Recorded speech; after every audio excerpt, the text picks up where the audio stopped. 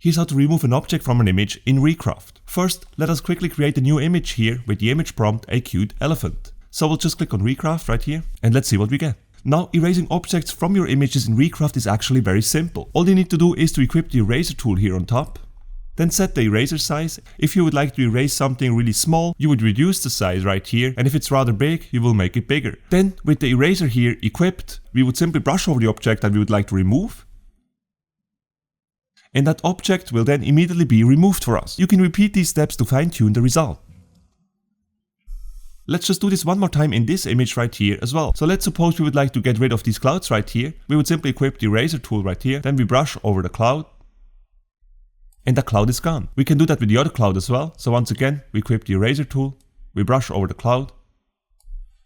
And just like that, it's all gone. While erasing objects in Recraft actually works very well, it is obvious that it always depends on the object that you would like to remove. So in certain cases it does a better job, and in other cases the results might not be that satisfying. Generally speaking, the simpler the background is, the easier it is to remove objects from it that are in front of it.